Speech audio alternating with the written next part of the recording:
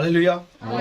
आइए खुदा के खूबसूरत कलाम में से पढ़ेंगे मुकाशफा की किताब, उसका 12वां बाब और उसकी पहली 2 आयात खुदा के कलाम में से तलावत करेंगे। कोई भी बुलंद आवाज से पढ़ सकता है। खुदावंद के कलाम में जो लिखा है, फिर आसमान पर एक बड़ा निशान दिखाई दिया, यानी एक औरत नजर आई जो आफताब को ओढ़े हुए थी और चांद उसके पांव के नीचे था,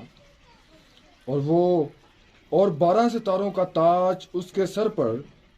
वो हामला थी और दर्द ज़ह में चलाती थी और बच्चा जन्ने की तकलीफ में थी। आमीन। खुदा इस कलाम के वसीले हम सबों को बरकत बख्शे। आइए तशरीफ रखिए। सब बोलेंगे हालेलुया, हालेलुया। सारे बोलेंगे तो 2 दफा पहले भी यही बोला है, सब बोलेंगे हालेलुया। खुदावंद की शुक्रगुजारी हो एक बार फिर से खुदावंद के हुजूर आने के लिए, खुदावंद के बड़े फजल के लिए, उसके रहम और तरस के लिए जो खुदा ने हम पर किया और हम अपने खुदा के हुजूर आ सके हैं। इस बात के लिए मैं दिल से खुदावंद की शुक्रगुजारी करता हूँ। और ख़ास तौर पर इस आखिरी वक्त में इस किताब के पढ़ने के लिए कि खुदा ने हमें तौफीक दी कि हम मुकाशफा की किताब को पढ़ सकें, समझ सकें, सीख सकें। ये खुदा ही का फजल हुआ कि हम इसको पढ़ने वाले बन सके हैं। और आज आप सबों के लिए जो यहाँ पर मौजूद हैं, उनके लिए मैं दिल से खुदा उनकी शुक्रगुजारी करता हूँ। और जो आज किसी वजह से नहीं आए हैं, उनके लिए भी खुदा के हुजूर मुआफ़ी चाहते हैं कि खुदा उन्हें भी मुआफ़ करे और अपने हुजूर लेकर आए। आमीन। एक चीज़ दिल में आ रही है तो सही नहीं है, लेकिन जो सही नहीं होती उसको बताना भी ज़रूरी होता है। जो सही नहीं होती उसको बताना ज़रूरी होता है कि आज कुछ लोगों की वजह से नहीं आए हैं,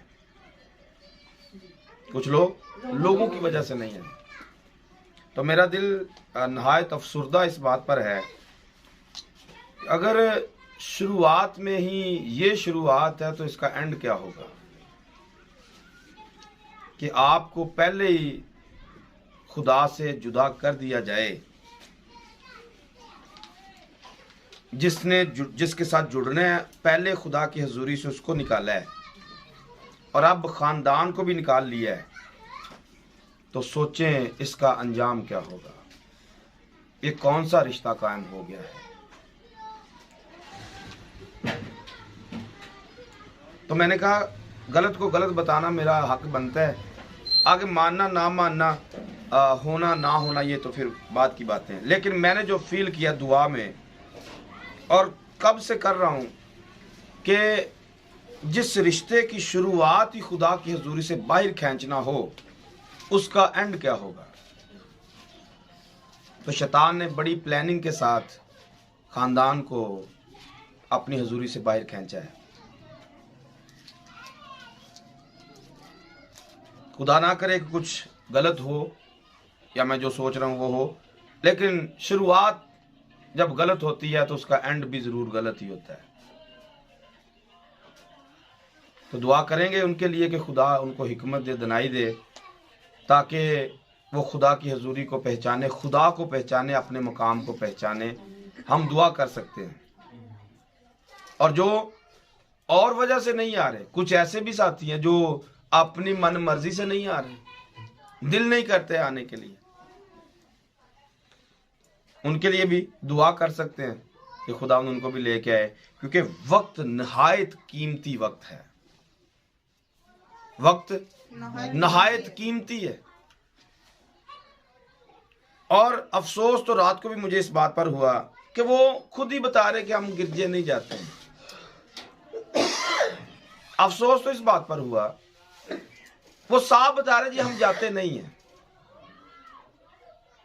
और उनके बाप ने, बुजुर्ग ने खुद बताया जी मैं कभी भी गिरजे नहीं गया।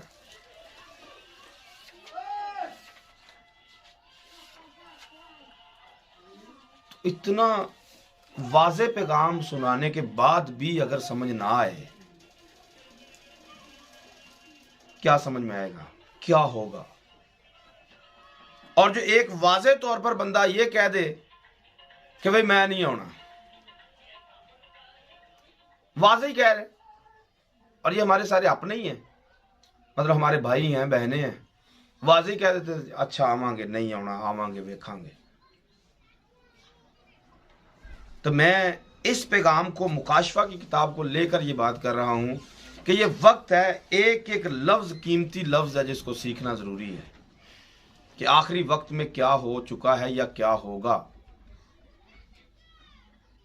तो इसको रद्द करना, इसको खत्म करना, इसको छोड़ना, ये खतरे से खाली नहीं है।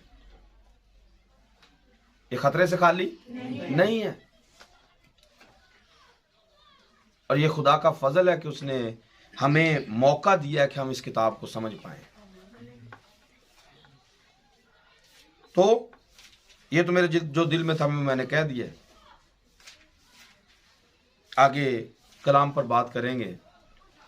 अभी तक 58 पैगाम जो है ये हो चुके हैं मुकाशफा की किताब पर। आज 59 सरमन है जिसको सीखने के लिए हम सब यहाँ पर मौजूद हैं।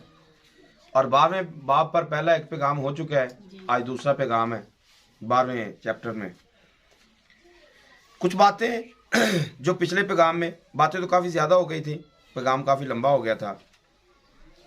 कुछ याद है किसी को? क्या क्या याद है? कोई बात याद है बता सकता है? अभी तक आपने 12वें बाब में शुरू में क्या पढ़ा है, क्या सीखा है, क्या आपको याद है? ये औरत जो है ये इस्राएल है और लड़का यीशु है। औरत इस्राएल है, लड़का यीशु है। और जो मुखालिफ नबी है ये हैवान है। हैवान जो है ये मुखालिफ नबी है या मुखालिफ मसीह है? दो बातें मैंने बताई थी। 13वें बाब में 2 हैवान निकलते हैं और एक हैवान मुखालिफ मसीह और एक हैवान झूठा नबी है। और क्या याद है? हमने सीखा था कि मकदिस क्यों खोला गया। मकदिस खुलने की वजह बताई गई। ये बताया गया था कि 11वें बाब का जो एंड था उसमें मकदिस खोला गया है, लेकिन 12वां बाब शुरू होते ही आगे फिल्म चेंज है।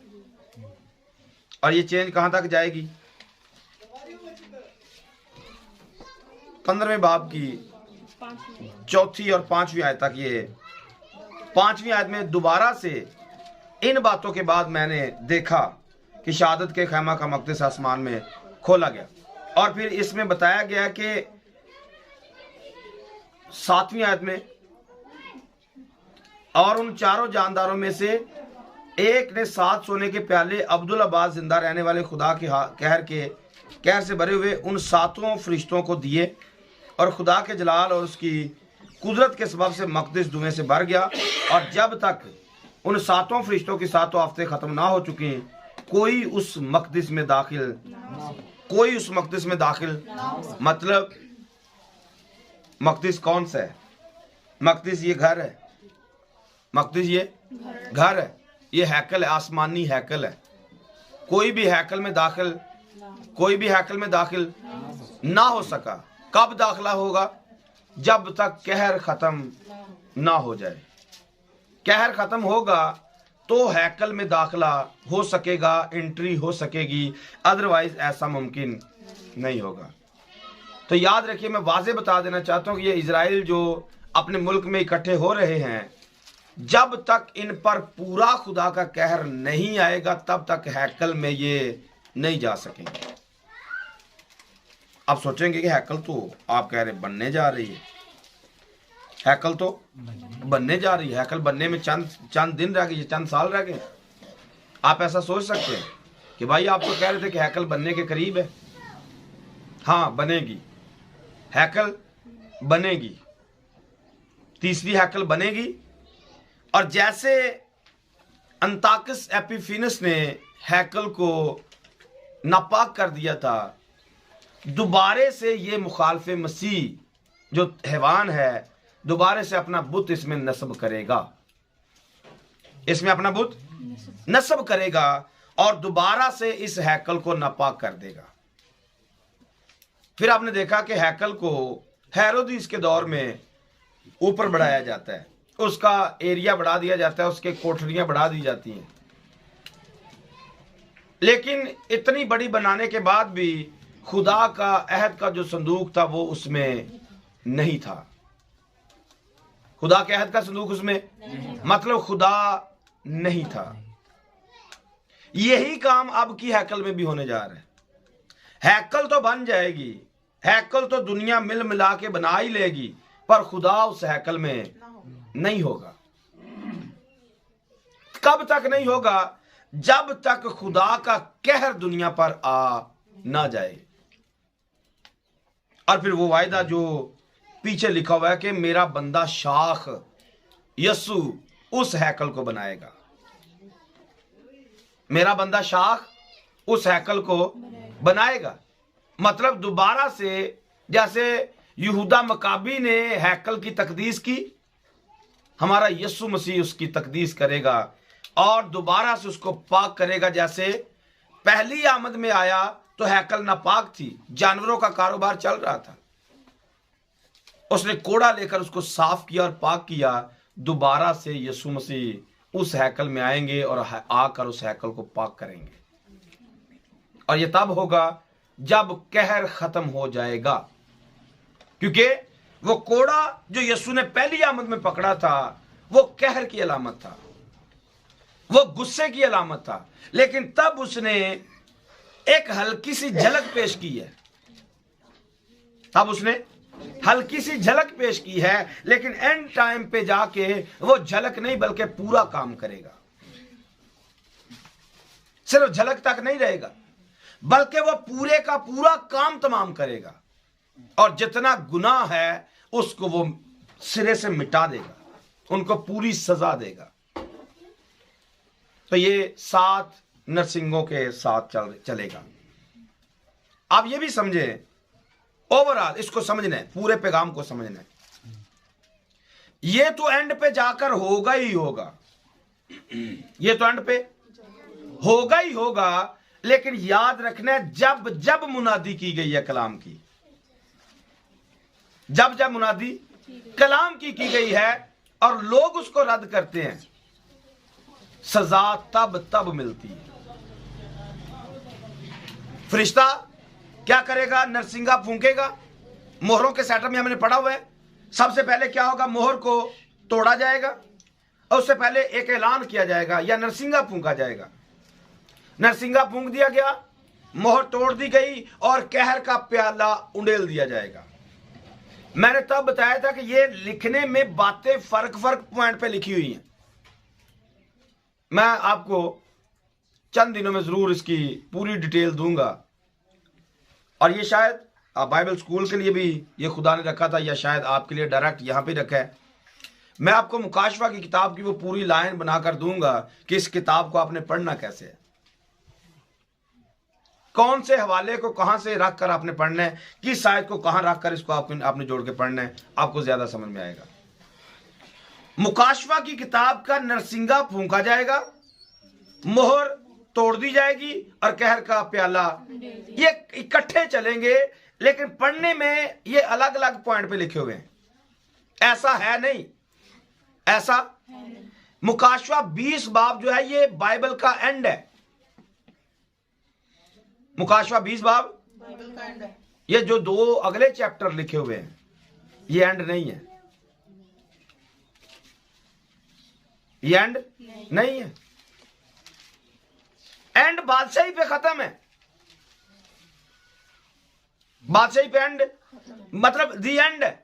1000 साल बादशाही आ गई है, फिल्म का एंड हो चुका है। हाँ? आगे तो इब्तिदा है, आगे तो नया सेटअप है। आगे तो मुकाशवा 21 बाब की पहली आयत पढ़ ले या पैदाइश पहले बाब की पहली आयत पढ़ ले, आपकी बाइबल वहां से स्टार्ट होगी। मुकाशवा 20 बाब पर फिल्म का एंड है। और आज मैं वो 20 बाब भी शायद दिखा दूं, आज दिखा दूं या 12वें बाब में मैं दिखा दूंगा कि ये मुकाशवा 12वें बाब में फिल्म का एंड है। आपको मुकाशवा जो नया यरूशलेम आपको दिखेगा वो 12वें बाब में नजर आएगा। यहां से आप इस फिल्म को पकड़ पाएंगे कि यहां पर ही फिल्म का एंड दिखा दिया गया है और नया यरूशलेम क्या है, नई जमीन और नया आसमान क्या है, ये सब कुछ आपको इसी चैप्टर में नजर आएगा। लेकिन शायद सारी बातें तो हम एकदम से कवर नहीं कर पाएंगे, जितनी जितनी हो सकेगा हम उनको जरूर कवर करेंगे, और जहां जहां तक खुदा की मर्जी होगी हम उसको जरूर कवर करेंगे। आमीन। तो इसकी टाइमलाइन को समझना भी नहायत जरूरी है एक स्टूडेंट के लिए, कि वो मुकाशवा की किताब को किस हिस्से को कहां तक रखेगा और कहां से कहां तक इसको जोड़ के पढ़ेगा। और यही कुछ हम पिछले साल से कर रहे हैं। अगर आपने इसको देखा है, आपने गौर किया है, मैंने आपको कट भी समझाया, कई दफा समझाया कि यहां से पकड़ना, यहां तक रखना, यहां से यहां तक रखना है। आपको आप खुद भी काम कर सकते हैं, इतना मुश्किल नहीं है। मोहरों में क्या कुछ होने जा रहा है, आप उसको कहर के साथ भी जोड़ के देख सकते हैं कि प्याला तो यहां पे उल्टा जा रहा है, लेकिन पीछे मोहरों में कहर भी पड़ा हुआ है। वो क्या है? आया कहर 16वें बाब में नजर आ रहा है, लेकिन मोहरे पड़ेंगे तो मोहरों के अंदर ये कहर डाला हुआ है। सारी तकलीफ, दुख, मुसीबत तो वहां पर भी नजर आ रही है। तो सारी चीजों को कुल मिलाकर हमने पूरी एक लिस्ट बना के एक लाइन बनाना है, जिसमें आप सारी तस्वीरों को बिल्कुल जोड़ के एक अच्छी पिक्चर बना सकेंगे और फिल्म का एंड दिखा सकेंगे। ये फिल्म का एंड है। आमीन। सो वापिस आइए, और भी काफी ज्यादा बातें तो पिछले पैगाम में की गई हैं। औरत के निशान के बारे में बताया गया है, और फिर यह भी बताया गया है कि ये मुकद्दसा मरियम नहीं है। कई दफा ऐसा लगता है कि ये मरियम है, क्योंकि कुछ बातें मिलती जुलती हैं। अगर हम इसको मुकद्दसा मरियम के साथ मिला देते हैं तो ये तो नीचे एक मुल्क की बात है, एक कौम की बात है जिस पर कहर भी आने वाला है। तो हम मुकद्दसा मरियम पर कहर नहीं डाल सकते हैं, लेकिन लोग डाल देते हैं। और ना सिर्फ ये डाल देते, बल्कि इस बात की यादगारी के लिए हर साल ताजपोशी भी की जाती है किसी बुत की। किसी बुत को कपड़े भी चढ़ाए जाते हैं, किसी बुत के ऊपर, सर के ऊपर ताज भी रखा जाता है 12 सितारों का। और तस्वीरें आप देखेंगे, तस्वीरें बनाई हुई हैं। सूरज को उसके औरत के ऊपर, स्टैचू के ऊपर ओढ़ा हुआ होता है, और चांद उसके कदमों में दिखाया जाता है, 12 सितारे उसके सर पर दिखाए जाते हैं। ये एक स्टैचू के ऊपर बनाया जाता है। लेकिन ये ऐसा बिल्कुल भी नहीं है। हाँ, ये जो स्टैचू बनाने वाले हैं, ये कहर इन पर जरूर आएगा। ये जो स्टैचू बनाने वाले हैं, इन पर जरूर खुदा के फजल से कहर आएगा, क्योंकि इन्होंने वो काम कर दिखाया जो बाइबल में मकरूह समझा जाता है। बुतों को मानना, बुतों की पूजा करना, बुतों की परस्तिश करना खुदा के नजदीक मकरूह फेल है। और इब्तदाई कलीसिया में रात के पैगाम में, सेमिनार में भी हमने इसको सुना है कि इब्तदाई कलीसिया में बताया गया था कि आपने बुतों की मकरूहात में शामिल नहीं होना है। एक नहायत मकरूह फेल है जो कि आज कलीसियों में चल रहा है। तो मैंने कहा मुकद्दसा मरियम ये नहीं है।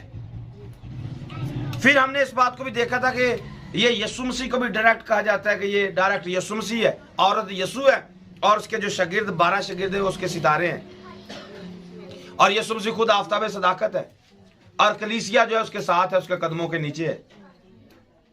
जब वो मुनादी कर रहा था तो उसने 3.5 साल तक मुनादी की। बात तो इसमें भी साफ नजर आती है, लेकिन इसमें एक ही बात में हम इसको कट करते हैं कि यीशु कभी भी औरत नहीं हो सकता है। वो मर्द है। अगर हमने उसको औरत बना दिया तो फिर मर्द कहां से ढूंढेंगे? तो फिल्म यहां से भी खराब हो जाती है। बात वाजे मैंने आपको बताई, ये औरत डायरेक्ट इजराइल है। इजराइल को जब जब खुदा को वो मानने की कोशिश करते रहे या खुदा की तरफ बढ़े, इब्लीस ने इनका पीछा किया। इब्लीस ने इनका, बनी इस्राएल कौम जैसे ही मिस्र से निकले, फिरौन इनका पीछा करता है। फिरौन इनका पीछा, और पानी, आगे पानी है, पीछे सांप है, अजदहा है, फिरौन है। क्या करते हैं? समंदर के बीच में आता है, खुदा गर्क कर देता है। यीशु मसीह के दौर में आ जाए, मुकद्दसा मरियम के दौर में आ जाए, वहां पर भी ऐसा हुआ कि जब औरत ने, यानी कि मुकद्दसा मरियम ने यीशु को जन्म दिया, तो तब ये लाल अजदहा जो था, ये रोम था, हेरोदीस बादशाह था। जब उसने उस बच्चे को तकलीफ देना शुरू किया, उसको मार डालना चाहा। तो यहां पर हम इसको पढ़ेंगे कि वो बच्चा जाता कहां पर है। इसके 6ठी आयत में देखेंगे 12वें बाब की, लिखा है और वो औरत उस बियाबान को भाग गई जहां खुदा की तरफ से उसके लिए एक जगह तैयार की गई थी, ताकि वहां 1260 दिन तक उसकी परवरिश की जाए।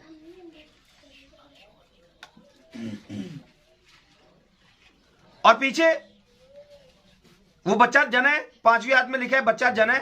उससे पीछे आप पढ़ते हैं एक अजदा है जो औरत को जो बच्चा जनने को है उसको निगल जाना चाहता है। और लिखा है बच्चा जनती है, लिखा है जो लोहे के असा से सब कौमों पर हुकूमत करेगा। ये यीशु है जो लोहे के असा से हुकूमत करेगा। फिर लिखा है वो बियाबान में भाग जाती है।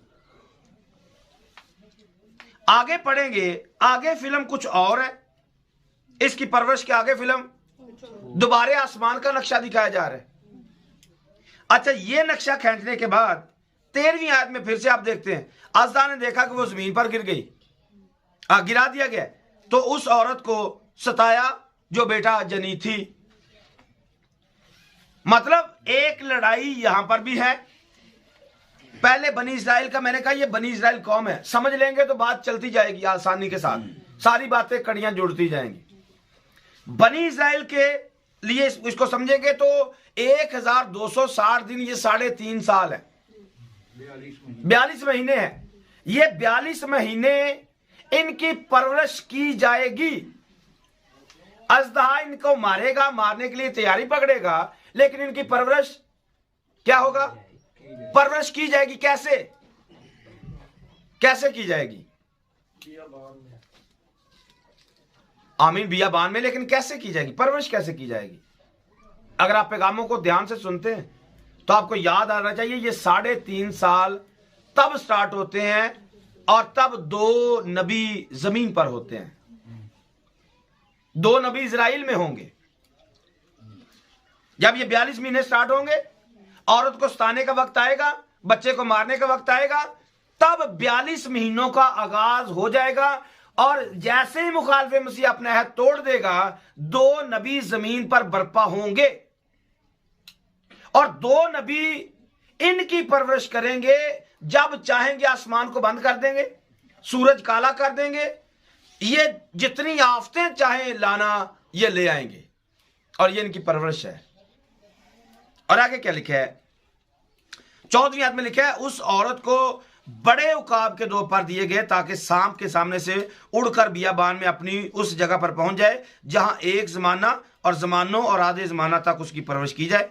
यहां पर भी वही अमल है। और आगे लिखा है सांप ने उस औरत के पीछे अपने मुंह से नदी की तरह पानी बहाया ताकि उसको उस नदी से बहा दे, मगर जमीन ने उस औरत की मदद की और अपना मुंह खोलकर उस नदी को पी लिया जो अजदा ने अपने मुंह से बहाई थी। तो यहां पर भी आपने देखा है बनी इस्राइल जब मिस्र से निकली तब भी पानी का सीन आपको नजर आएगा। जमीन जगह दे देगी, बनी इस्राइल कौम खुश्की पर होती हुई निकल जाएगी। एक तस्वीर के रूप में। दूसरी बात, यीशु मसीह जब पैदा हुए थे तब भी हेरोदेस मार डालना चाहता था, लेकिन यीशु मसीह को उठाया गया और मिस्र में पहुंचा दिया गया। यह तस्वीर तब भी मौजूद थी, लेकिन फाइनल तस्वीर इसकी तब होगी जब मुखालिफ मसीह जमीन पर होगा और बनी इस्राइल कौम अपने उस मुल्क में होगी, और तब यह फिल्म स्टार्ट होगी। तब ये निशान आसमान पर जो दिखाया गया है ये पूरा हो जाएगा। आगे बढ़ेंगे, बताया क्या गया है, इसने किया क्या हुआ है। लिखा है ये आफताब को यानी कि सूरज को ओढ़े हुए है। इस औरत ने सूरज को ओढ़ा हुआ है। अब हम बात करेंगे ये सूरज क्या है जिसको इसने ओढ़ा हुआ है। कोई जिस्मानी औरत सूरज को अपने ऊपर ओढ़ सकती है? मैंने कहा ये गर्मी इतनी ज्यादा होती है, आप पंखे लगाकर भी बैठे होते हैं, पंखों के अंदर आपको बहुत ज्यादा गर्मी लगती है। सूरज तो अपनी गर्मी तब भी दिखा रहा होता है। ये फिल्म कुछ और है। आइए मेरे साथ देखिए। ज़बूर 84 में जाएंगे, ज़बूर 84 उसकी 11 नंबर आयत को पढ़ेंगे।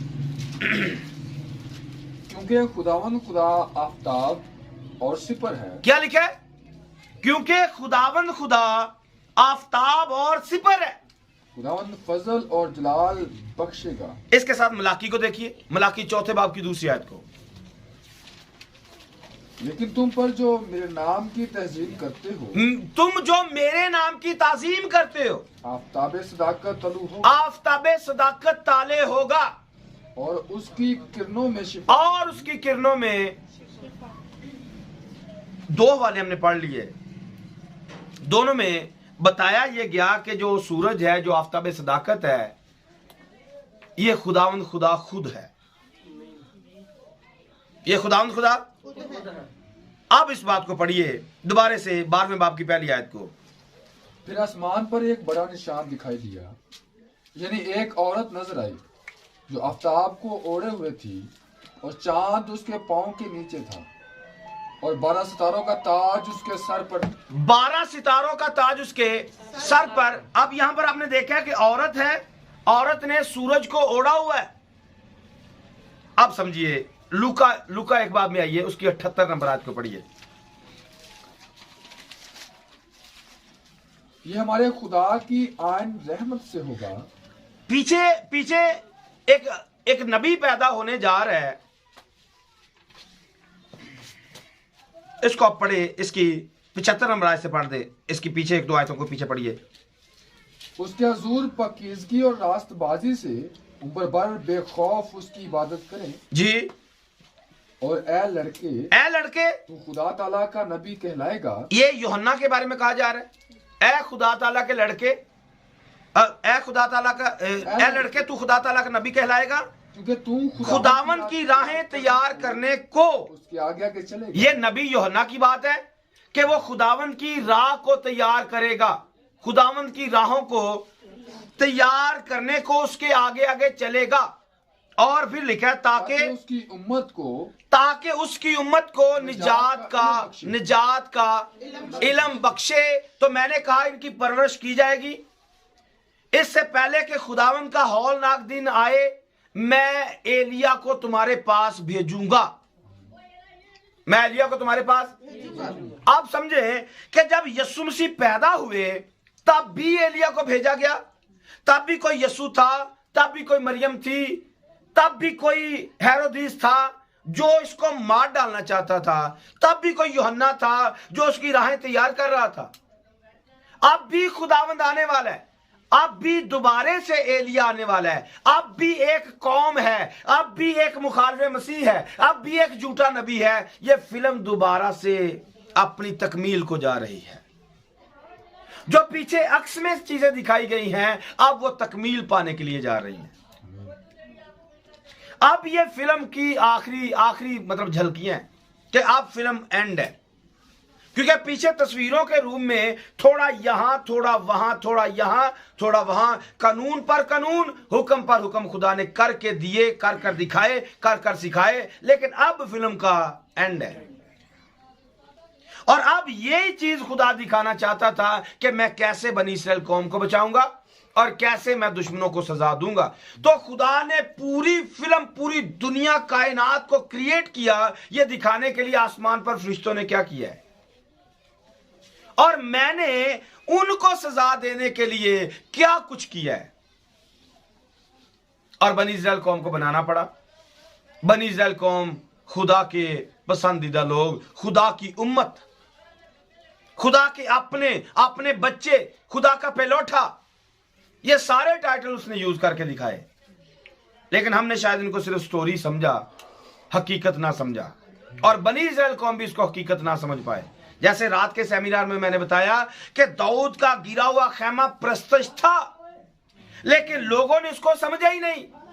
लोगों ने पेमेंट लेना शुरू कर दी, पैसे ले लेकर गाना और बजाना शुरू कर दिया। नहीं समझा कि ये वो खेमा है जो दाऊद ने रखा। यानी कि एक खेमा मूसा का था जिसमें कुर्बानियां चल रही थी, दूसरा खेमा दाऊद ने बनाया और खुदा को डायरेक्ट उस खेमे में वो ले आया। वो कुर्बानियां को करते रह गए, इसने मुफ्ती में ही खुदा को अपने पास ले लिया। तो ये प्रस्तुत का कहना था कि खुदा आपको मुफ्त में मिल जाता है और आप खुदा के पास रहते हैं, खुदा आपके पास रहता है, डायरेक्ट आपकी प्रस्तुत पर हमदो नशीन पर तख्त नशीन हो जाता है आपकी हमद पर। लेकिन लोगों ने इसको नाचीज जाना। आज भी बनी इस्राएल कौम के बारे में देखते हैं, इन्होंने खुदा को नाचीज जाना। हम आज के दौर में गैर कौमों को देखते हैं, हम पर जो फजल हुआ है, आज की गैर कौमें भी खुदा के फजल को नाचीज जान चुकी हैं। चाहिए तो यह था कि जो इल्म दिया जा रहा है निजात का, उस इल्म पर चलते। चाहिए क्या था कि जो इल्म दिया जा रहा है उस पर चलते और सीधे सीधे चल के अपनी मंजिल पर पहुंच जाते। लेकिन ऐसा हो भी नहीं रहा है। जो कुछ बताया जाता है उस पर अमल नहीं किया जाता है। यही प्रॉब्लम थी तब भी, यही प्रॉब्लम है आज भी। यूहन्ना को भेजा गया, यूहन्ना को एलिया की सूरत में या एलिया को यूहन्ना की सूरत में फिर भेजा जाएगा जब 2 गवाह आएंगे। क्यों आएंगे? क्योंकि खुदावंद की राहें तैयार करें। खुदावंद का डर, खुदावंद का खौफ जो लोगों के ज़हनों में से निकल चुका है, वो जो खुद खुदा बन बैठे हैं टेक्नोलॉजी की वजह से, बड़े बड़े मिसाइल सिस्टम की वजह से, ये 2 गवाह आकर उनके निजाम को फेल कर देंगे। कोई भी हथियार जो इनके खिलाफ बनाया जाएगा काम ही नहीं आएगा और इनकी सारी टेक्नोलॉजी फेल हो जाएगी। और ये खुदा की राह होगी जिसको ये तैयार कर देंगे। वो सोचेंगे ये 2 बंदे इस तरह के हैवी हैं, खुदा कितना हैवी हो सकता है। और जब वो आएगा तो तब क्या होगा? तो ये क्या करेंगे? ये खुदावंद की राह तैयार करेंगे, खुदावंद के लिए रास्ता हमवार करेंगे। और तब क्या लिखा है? ये हमारे खुदा के आइन, ये हमारे खुदा की ऐन रहमत से होगा, जिसके सबब से आलम बाला का आफताब हम पर तलू होगा। क्या होगा? तलू करेगा। लिखा है जिसके सबब से आलम बाला का आफताब हम पर तलू करेगा, ताकि उनको जो अंधेरे और मौत के तो आफताब सदाकत कौन है? हम ये कह रहे यीशु है। हम क्या कह रहे हैं? पुराना ऐतनामा कह रहा है, ज़बूर कह रहा है, ज़बूर 84 11वीं आयत कह रही है ये यहोवा एलोहीम है। ये कौन है? यहोवा एलोहीम है। और क्या लिखा है? ताकि उनको जो अंधेरे और मौत के साए में बैठे हैं रोशनी बख्शे और हमारे कदमों को सलामती की राह, हमारे कदमों को सलामती की राह पर डाले। क्या करे? अब वक्त आ गया कि कौम बनी इस्राएल अपने मुल्क में आ जाए। और ये 12वें बाब में दिखाया गया आ चुकी है। और इन्होंने आफताब सदाकत को अपने ऊपर ओढ़ लिया है। इन्होंने अपने आप को आफताब सदाकत को अपने ऊपर, यानी कि ये यहोवा को वापिस अपनी जिंदगियों पर अपने ऊपर ले चुके हैं। एक औरत दिखाई दी जिसने यहोवा को पहना हुआ है, जिसने यहोवा को, यह तस्वीर यहां पर दिखाने की कोशिश की जा रही है। बड़ा निशान है। बड़ा निशान क्यों है? क्योंकि खुदा बड़ा है और जो बड़ा है उसको दिखाया गया कि उसको किसी ने पहन रखा है। उसको किसी ने पहन रखा। अगर आप और मैं भी इसको पहन लेंगे तो हम कह सकेंगे ये आज के ज़माने में हमारी तस्वीर है। हम वो औरत हैं, हम वो कलीसियां जिन्होंने खुदा को पहन रखा है। लेकिन अगर पहना होगा तो तब होगा, अदरवाइज ऐसा मुमकिन नहीं। और नजर किसको आएगा? नजर किसको आएगा? नजर आने के लिए भी किसी यूहन्ना की जरूरत है। नजर आने के लिए भी को जो ये देख सके कि इन्होंने खुदा को पहना हुआ है। वरना खुदा की बात से ही आए कौमें तो गुस्सा करती हैं। खुदा की बात से ही आए कौमों को गुस्सा आता है। पर कोई यूहन्ना है जो ये देख सकता है कि इस कलीसिया ने खुदा को पहना हुआ है। इस कलीसिया ने, इस बंदे ने, इस बंदी ने खुदा को पहना हुआ है। वरना लोगों को पता चले इसने तौबा कर लिया, लोग तो ताने देना शुरू कर देते हैं। बड़ा खुदाप्रस्त बन गया, बड़ी खुदाप्रस्त बन गई। लोग गुस्सा करते हैं, लोगों को तकलीफ होती है। लेकिन यहां पर क्या बताया गया? सूरज को ओढ़ा हुआ है। कुछ और पढ़ लेते हैं। ज़बूर 104 में आइए, इसमें देखिए खुदावंद के बारे में क्या लिखा है।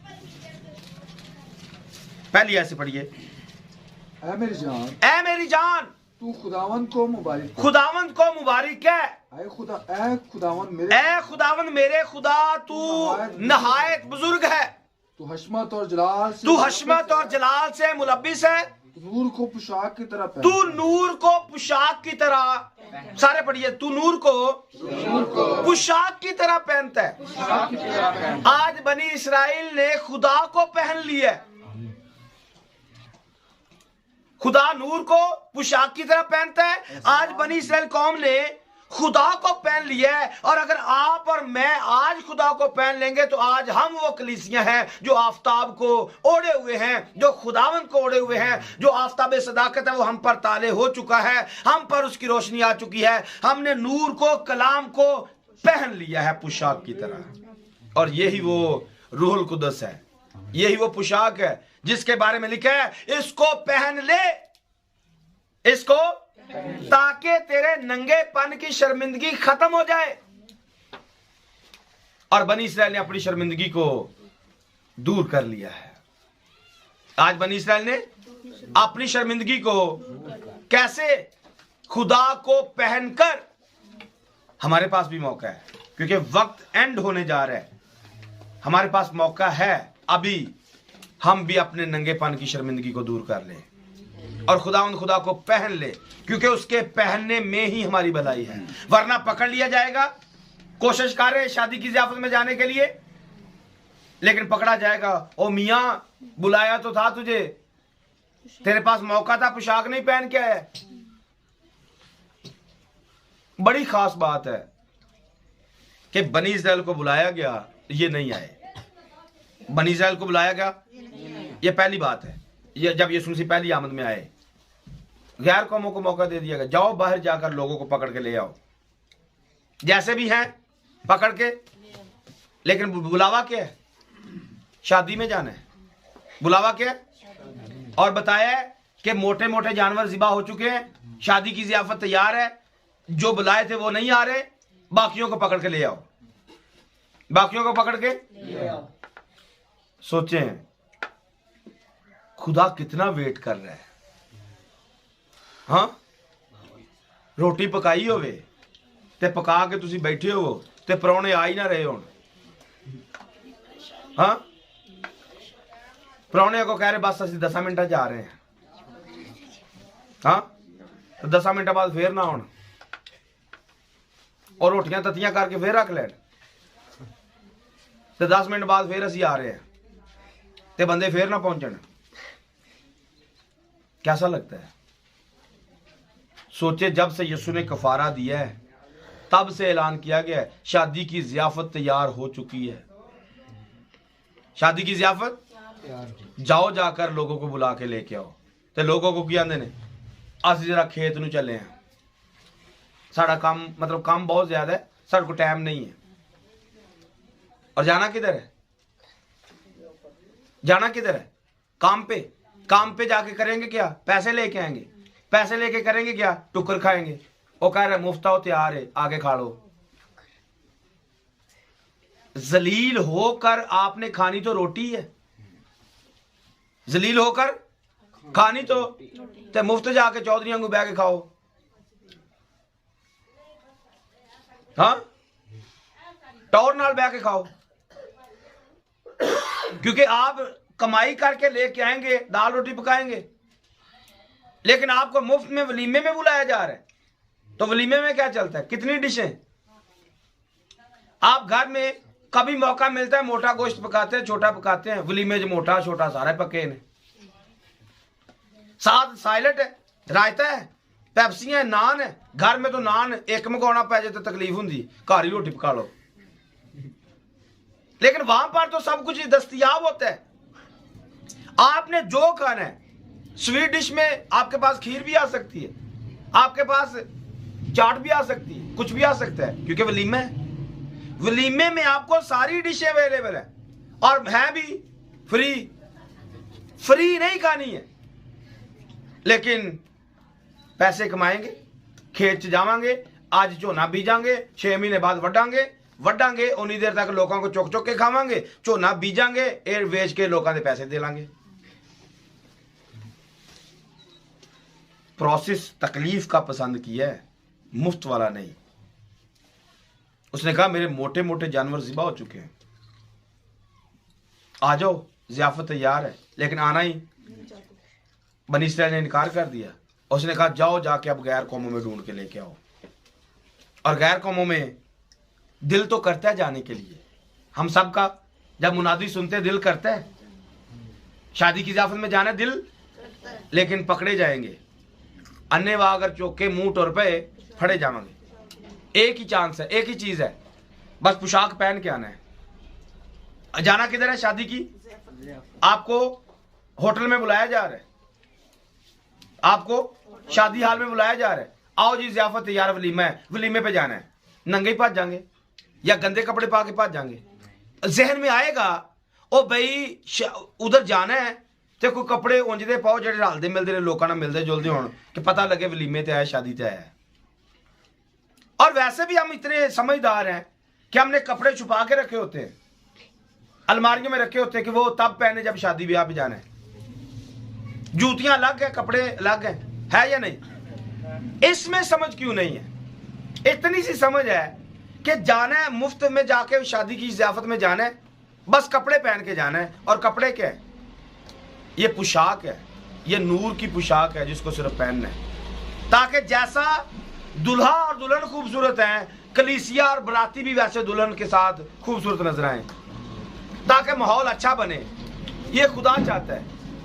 और आज मौका है कि जैसे खुदा नूर को पोशाक की तरह पहनता है, हम पोशाक की तरह पहन ले उसको। नूर कौन है? हकीकी नूर जो दुनिया में आने को था वो यीशु मसीह है। वो दुनिया में था और दुनिया उसके वसीला से उसी को ही तो पहनने। और आज इस कलीसिया ने, बनी इस्राएल कौम ने आज उसको पहन लिया हुआ है, वो उनके ऊपर आ चुका है। कौमों को तकलीफ तो होनी चाहिए, कौमों को तकलीफ ऐलान कर दिया गया, बादशाही आ गई है। बादशाही मैंने आपको बताया, मैं आपको ये टाइमलाइन में दिखा दूंगा कि जब ये ऐलान हुआ था कि बादशाही आ गई है तो तब 20वां बाब स्टार्ट होता है इसके आगे, तब 20वां बाब स्टार्ट होता है और बाकी सारी बातें इस बातों के पीछे जाएंगी, इस 11वें बाब के पीछे जाएंगी, क्योंकि ये 12वां बाब भी 11वें बाब से पीछे है, आगे नहीं है। जब कहा बादशाही आ गई है तो तब बादशाही में ऐलान क्या था? पढ़ दे इसको जरा।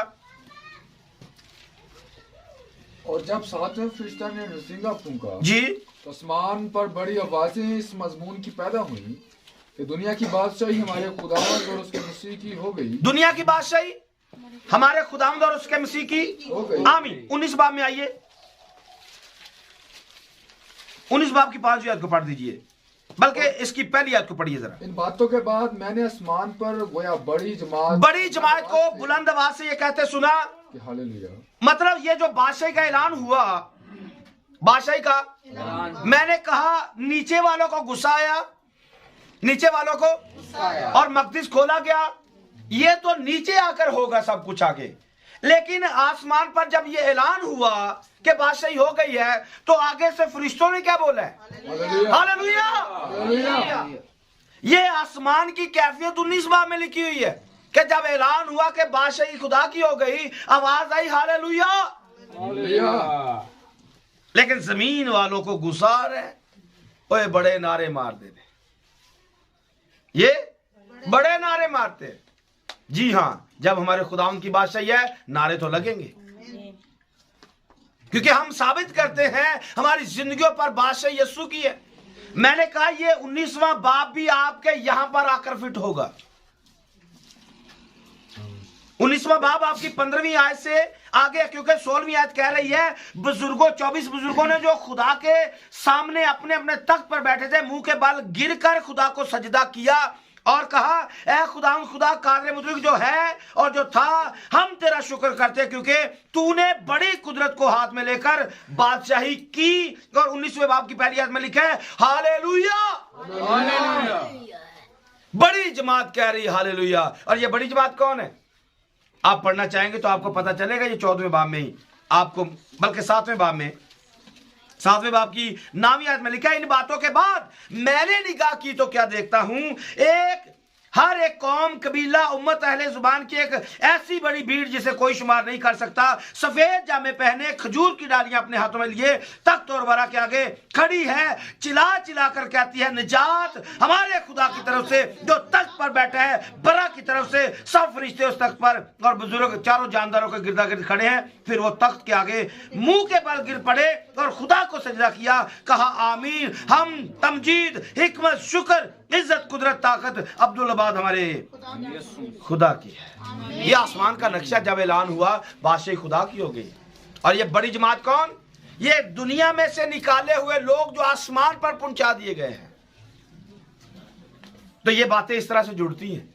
इन बातों को समझिए, कौन सी चीज किस पॉइंट पर जाकर खड़ी हो रही है।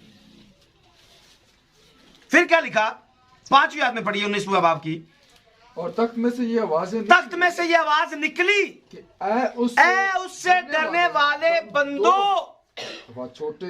ख्वाह छोटे हो ख्वाह बड़े हो, सब हमारे खुदा की हमद करो, क्योंकि इंसान को बनाया किस लिए गया था?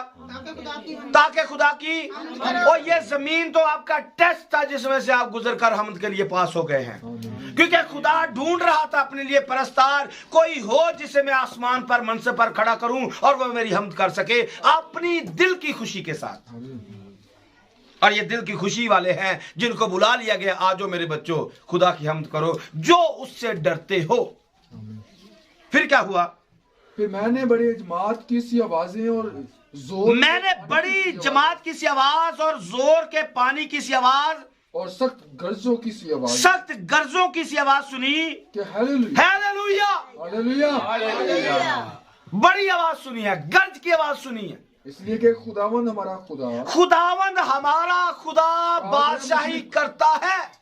आमीन। हालेलुया किस बात की है? हमारा खुदा बादशाही करता है। आमीन। फिर क्या हुआ? आओ हम खुशी करें, आओ हम खुशी करें, और नहायत शाद, आओ हम खुशी करें, आओ हम किस बात की? बादशाही हमारे। और मेरे भाई यही जो आफ्ताब सदाकत है जो पहन लिया है, खुशी की बात है। आओ खुशी करें, बनी इस्राएल कौम ने आफ्ताब को ओढ़ लिया है। जो दर बदर धक्के खा रहे थे, जो कौमों में, उम्मतों में, कबीलों में जलीलो ख्वार हो रहे थे और कलाम की, तोरा की नाफरमानी कर रहे थे, आज वापिस आ रहे हैं। आज फिर से सूरज को ओढ़ लिया है, कलाम को ओढ़ लिया है, नूर को पोशाक की तरह पहन रहे हैं, नूर को पोशाक की तरह पहन रहे हैं। और ये बातें हमारे साथ हो सकती हैं, हमारी जिंदगी में पूरी हो सकती हैं। कब? एक ही बात है, उस नूर को, उस कलाम को जो हर रोज हम सुनते हैं, इसको अपनी जिंदगी में पहन ले, ताकि जब जब हम पर कोई निगाह करे तो हम खुदा की तरह नजर आए, हम पाकीज़गी के अंदर नजर आए, ना कि गुनाह के अंदर नजर आए। यही खुदा चाहता है। यही वो सूरज है जिसको कोई पहन लेता है तो यहां पर एक तस्वीर बन जाती है जो 12वीं बाब में लिखी हुई है। पढ़िए आगे क्या लिखा है? आओ हम खुशी करें और नहायत शादमान हो और उसकी तमजीद करें, इसलिए कि बर्रा की शादी आप पहुंची और उसकी बीवी ने अपने आप को तैयार कर लिया। बड़ी देर लगाई है। ज़िबा तो वो बड़ी देर का हो चुका था, ज़िबा तो वो बड़ी देर का हो चुका था। लाइट तो उसने बड़ी देर की दे दी है, बुलावा तो उसने बड़ी देर का दे दिया है, आ जाओ शादी की ज़ियाफत तैयार है। लेकिन इसने तैयारी करते करते कभी बेड पे पड़ी हुई कह रही होती है, मैं जाग रही हूं, सोती हूं, मेरा दिल जागता है, मैं मतलब दिलों अंदरों जागन नहीं है,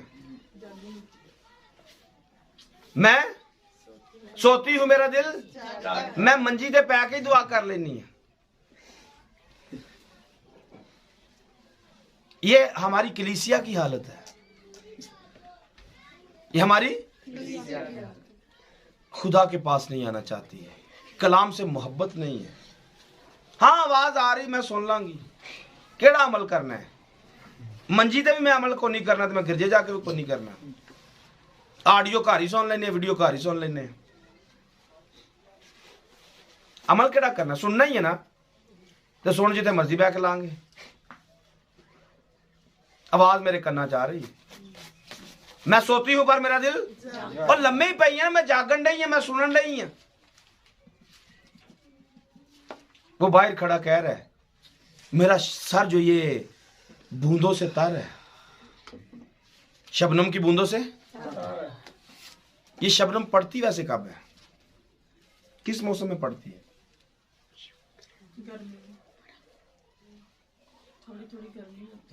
जो घास पर रेत पड़ती है उसको शबनम। जी जी, उसको कहते हैं। जब सर्दी बहुत हल्की होती है, जब आसमान साफ होता है, जिस दिन आसमान साफ नजर आए आपको, ठंडक होती है, और ठंडक में शबनम जो है वो जमीन पर पड़ती है। उन दिनों में बारिश कम होती है, बारिशें कम होती हैं। क्यों? क्योंकि शबनम जो आसमान से गिरती है वही जमीन को सैराब करती है, वही घास को पानी दे रही होती है, वही दरख्तों को साफ सुथरा कर रही होती है। वो क्या कह रहे हैं?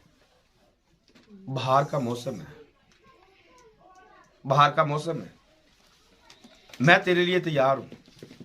मेरा सर शबनम की बूंदों से तर हो गया है, गीला हो गया है, मेरे लिए दरवाजा खोल दे, मेरे लिए दरवाजा। अंदरों लम्बे पे ही कही जा रही है, मेरा दिल जागन डया है, मेरा दिल जागन डया है। और पता भी है मेरे महबूब की आवाज है। पता क्या है? ते खलोता रहे बाहर, महबूब है तो खलोता रहे बाहर। तेन बुलाया किने के साढ़े घर आ। लेकिन आज वक्त है कि बीवी तैयार हो चुकी है। वक्त क्या है? बीवी तैयार हो चुकी है, बात मानने के लिए तैयार हो चुकी है। और आगे लिखा है उसको चमकदार साफ मुहीन कतानी कपड़ा पहनने का इख्तियार दिया गया, क्योंकि मुहीन कतानी कपड़े से मुकद्दस लोगों की रास्तबाजी के क्या है? काम है। जिसको आप रास्तबाजी मुहीन कतानी कपड़ा कह रहे हैं, जिसको आप नूर कह रहे हैं, तब आपके और मेरे काम रास्तबाजों जैसे शुरू हो जाए। आपने समझना है आप रूल कुदस याफ्ता हैं, आपके नंगेपन की शर्मिंदगी खत्म हो गई है। अपने कामों को चेक कर लें कि रास्तबाजों जैसे या नारास्तों जैसे हैं। वाज़े तौर पर आपके सामने लिखा हुआ है कि इख्तियार दे दिया गया है, अब तू अच्छे काम करेगा या करेगी, गलत काम तू नहीं करेगी और नहीं करेगा। जो बाइबल में लिखा है उसको पहन लिया है, जो बाइबल में लिखा है उसको। और यही आसमान का सूरज है, यही कलाम आसमान का सूरज है जो आसमान में लाइट दे रहा है, क्योंकि सारी चीजें कलाम के वसीला से पैदा हुई हैं। आमीन। और जब हम कलाम को पहन लेते हैं हम चमकना शुरू हो जाते हैं। हम मुहीन कतानी कपड़े पहन चुके होते हैं। कुछ और बातें पढ़ लेते हैं। गज़लुल गुज़लात की किताब में आइए, 6 बाब में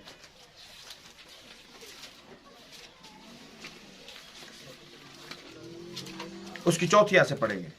ऐ मेरी प्यारी, ऐ मेरी प्यारी तू तर्जा की मानिंद खूबसूरत है, यरूशलेम की मानिंद यरूशलेम की मानिंद खुश मंजर। मतलब यरूशलेम को जब देखते हैं कि तो आंखों को मंजर खूबसूरत लगता है, तो मैं तुझे देखता हूं तो तू यरूशलेम की मानिंद है। यरूशलेम की मानिंद कैसे? यरूशलेम क्या है? यरूशलेम वो जगह है जहां पर खुदा रहता है, जहां पर खुदा की आंखें लगी रहती है, खुदा का नाम रहता है। यरूशलेम मैंने पहले बताया खुदा की बीवी, यरूशलेम खुदा की बीवी है। यह आसमान पर खुदा की बीवी का नाम यरूशलेम है। और लिखा हुआ है कि हमारी माँ आलम बाला पर जो हमारी माँ यरूशलेम है, तो यरूशलेम हमारी माँ है, इसलिए उसका नाम यरूशलेम है। यरूस का नाम है और शलीम खुदा का नाम है। शलीम सलामती है, सलामती का शहर। खुदा का अपना नाम शलीम है, सलामती है, वो उसमें रहता है। और उसने कहा जैसे खुदा को देखे अच्छा लगता है, आज तुझे देखे भी अच्छा लग रहा है। क्यों ना अच्छा लगेगा? इसने उसको पहन जो लिया है। इसने उसको पहन जो लिया, अच्छा क्यों नहीं लगेगा? आपने खुदा को पहना हुआ है, किसे अच्छा नहीं लगेगा? आप खुदा को पहन ले, आसमान पर बुजुर्ग खुदा के सामने झुक जाएंगे, फरिश्ते आसमान पर खुशियां मनाएंगे। हाँ, जमीन के लोगों को तकलीफ होगी, वो ये थे अंजदी सी थे अंजदा सी, ये कितने टुर पे है, उनको तकलीफ होगी क्योंकि वो दुनियादारी के लोग हैं। आपने उनको तर्क कर दिया, रद्द कर दिया है, क्योंकि वो रद्द होने के लायक हैं। और जब खुदा जिंदगी में आ जाता है, इंसान शरीरों को रद्द कर देता है, फिर खुदा को पहन लेता है, फिर नूर को पहन लेता है, कलाम को पहन लेता है, फिर जिस्म को खुश नहीं करता है, खुदा को खुश करता है। और यहां पर लिखा है यरूशलेम की मानिद खुश मंजर और इलमदार, अलमदार, इलम नहीं अलम, अलम कहते मतलब नहीं, हाथ जैसे हमारे शिया बरादरी के अपने हाथ का पंजा लगाते हैं और हाथ के पंजे को घरों पे लगा के उसको अलम कहते हैं, दूर से नजर आने वाला एक निशानी है।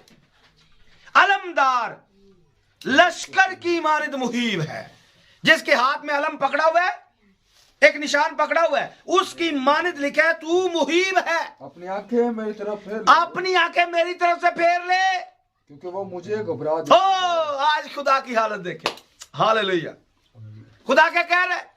आज तू इतनी खूबसूरत लग रही है, अपनी आंखें जरा मेरे तो फेर ले, मेरा दिल घबरा रहा है, मेरा दिल। खुदा को घबराहट हो गई है। खुदा को जब बीवी शोहर के ताबे हो जाए, शोहर घबराने लग जाता है, शोहर घबराने लग जाता है। क्यों? क्योंकि इसका दिल ना टूटे, क्योंकि ये मेरी ताबे हो चुकी है, ये इसकी हर ख्वाहिश को पूरा करना मेरी जिम्मेदारी है। पर जब औरत अपने शोहर के खिलाफ चलती है, हजार बातें कहे, बंदा एक भी नहीं मानता है, तब औरत घबराती रहती है, हुण पै जानी है तो हुण पै जानी है। लेकिन जब औरत अपने शोहर के ताबे होती है, शोहर घबराता है, उसका दिल ना टूटे, उसकी ख्वाहिश पूरी की जाए, उसका ये भी पूरा किया जाए, ये भी पूरा किया जाए। आज खुदा क्या कह रहे हैं इजराइल को? जब उसने सूरज को पहन लिया, खुदा को पहन लिया, अपनी आंखें जरा मुझसे फेर ले, तेरी आंखें मुझे घबराहट दे रही हैं।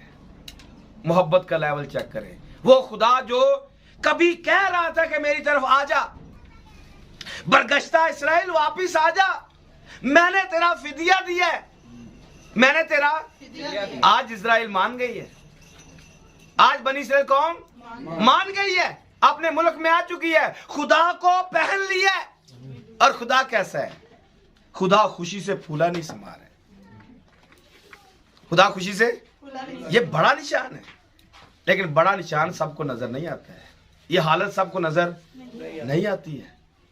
इसलिए मैंने कहा आज खुदा की बीवी जिसे तलाकनामा देकर छोड़ दिया गया था, आज वापस ले लिया गया है, आज उसे माफ करने का वक्त आ चुका है, आज उसे फिर से बहाल करने का वक्त आ चुका है। क्या खुदा कह रहा है? मुझे अपनी आंखें मेरी तरफ से फेर ले, क्योंकि वो मुझे घबरा देती है। मोहब्बत का लेवल यहां से आप नाप सकते हैं। मैंने कहा जब औरत अपने शोहर के ताबे होती है, औरत घबराता है उसकी मोहब्बत से, उसकी मोहब्बत से, कि अगर मैंने कुछ गड़बड़ की इसका दिल टूट जाएगा। बड़ी मुश्किल से तो ये इस काबिल हुई है कि ये मुझे समझ सके, मुझसे प्यार कर सके, मेरी बात को मान सके, क्योंकि ये पढ़ी तो ये कह रही थी अंदरों में जागरण नहीं है, लेकिन आज ये मान चुकी है, अब ये मान चुकी है। आगे पढ़िए क्या लिखे? तेरे बाल बकरियों के गल्ला की मानिद है, जिलाद पर बैठी हो, तेरे दांत भेड़ों के गल्ला की मानिद, तेरे दांत भेड़ों के गल्ला की मानिद है, जिनको गुस्ल दिया गया हो, जिनमें से हर एक ने 2 बच्चे दिए हो, और उनमें एक भी बांझ ना हो। तेरी कनपटियां तेरे नकाब के नीचे अनार के टुकड़ों की मानिद हैं। 60 रानियां और 80 हरमें और बेशुमार कंवारियां भी हैं, पर मेरी कबूतरी, मेरी आज ये कबूतरी बन चुकी है, क्योंकि खुदा रूहुल कुदस खुद कबूतर है। आज इजराइल कबूतरी बन चुकी है, इनके पाकीज़गी का लेवल बढ़ रहा है। इनकी पाकीज़गी का लेवल बढ़ रहा है। आज अगर आप इस पैगाम को सुन रहे हैं, आप रूहुल कुदस को पहनकर उसके साथ एक तन हो सकते हैं। वो कबूतर है, आप कबूतरी बन सकते हैं। वो पाक है, आप पाकीज़ा बन सकते हैं।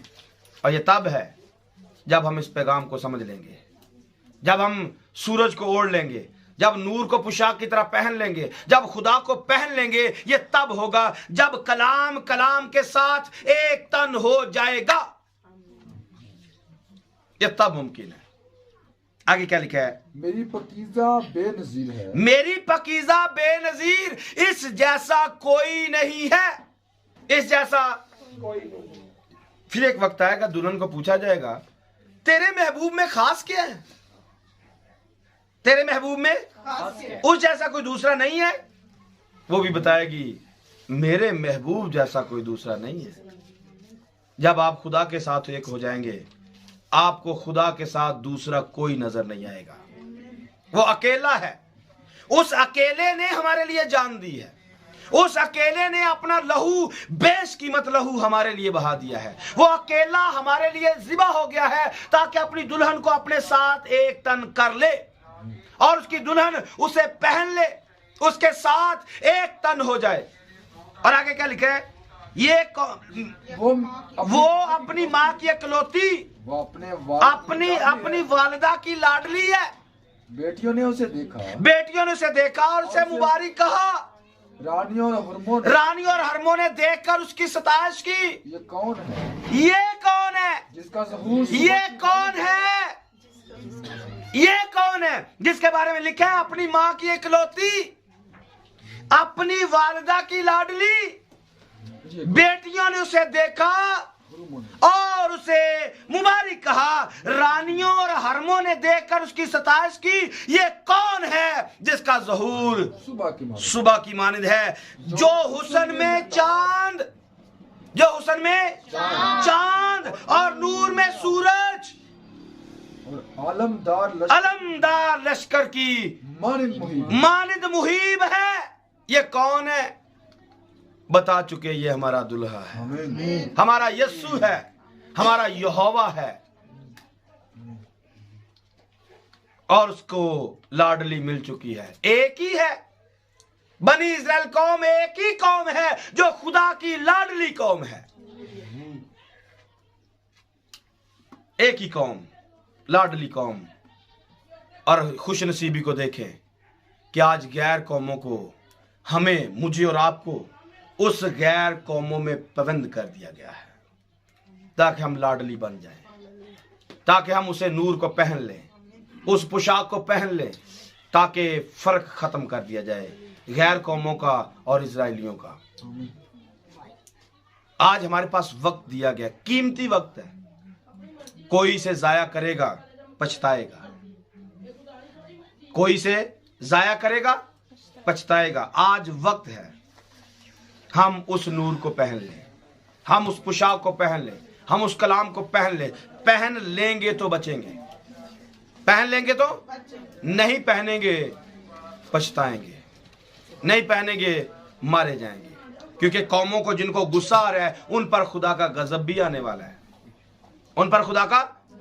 लेकिन जो आज पहन चुके हैं या पहन लेंगे बच जाएंगे, वो बच जाएंगे। पढ़िए आगे क्या लिखा है? मैं चलगोजों के बाग में गया वादी की नबातात पर नजर करूं, देखूं ताक में गुंचे अनारों में फूल निकले हैं कि नहीं। मुझे अभी खबर भी ना थी। आज वो फिर से यहाँ पर आया है। आज वो कलाम की सूरत में फिर से हमारे पास आया है, वादी की नबातात पर नजर करने के लिए, हमारे ऊपर नजर करने के लिए।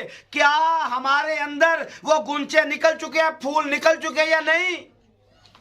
अपनी जिंदगी पर गौर करें, हमारे अंदर फूल निकल चुके हैं या नहीं?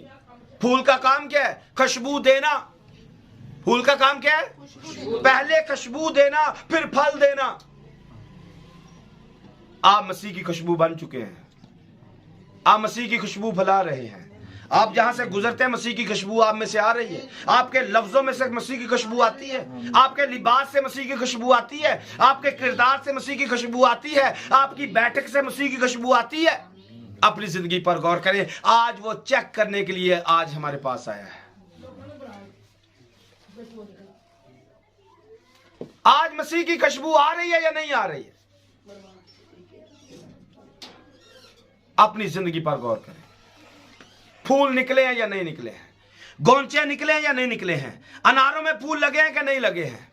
और 12वीं आयत में लिखा है, मुझे अभी खबर भी ना थी, तो मेरे दिल ने, मुझे अभी खबर भी ना थी कि मेरे दिल ने मुझे मेरी उमरा के रथों पर चढ़ा दिया। मुझे खबर भी ना थी, मैनू पता ही नहीं लग गया। किस बात के लिए? आगे क्या लिखा है 13वीं आयत में? लौट है, शूली मत, लौट आ, हम तुझ पर। आज बनी इस्राएल कौम लौट आई है। आज बनी इस्राएल कौम, इन्हें खबर भी नहीं चलेगी ये अपने मुल्क के अंदर चले जाएंगे,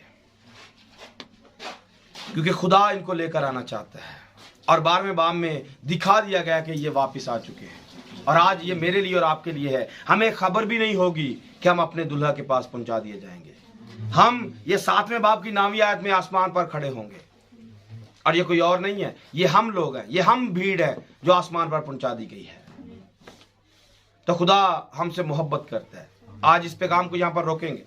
खुदा हमसे मोहब्बत करता है, हमसे प्यार करता है, हमारी फिक्र करता है। इसलिए वो चाहता है कि आज हम नूर को पोशाक की तरह पहन ले, जैसे खुदा नूर को पोशाक की तरह पहनता है।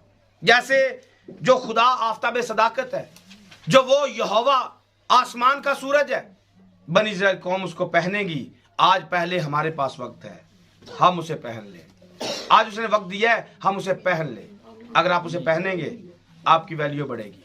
खुदा आपको ये बातें जो हमने गज़लुल ग़ज़लात की किताब में पढ़ी हैं, ये आपके लिए भी कह सकता है। वो आपको देखकर खुश हो सकता है। कौमें, कबीले, उम्मतें हर में आपको देखकर खुश हो सकती हैं, जैसे बनी इस्राएल कौम को खुदा के लोग देखकर खुश होंगे। जैसे आज हमने बनी इस्राएल कौम को थोड़ा सा देखा है, उसकी झलक को देखा है, आज मैं ईमान रखता हूं आप खुश होंगे कि वो जो निकल गए थे वापिस आ चुके हैं। उन्होंने खुदा को पहन लिया है। तो सो खुदा मुझे और आपको इस कलाम की समझ बख्शे और अपने कलाम में कायम रहने की तौफीक दे। खुदा हम सबको बरकत दे। God bless you all. Praise the Lord.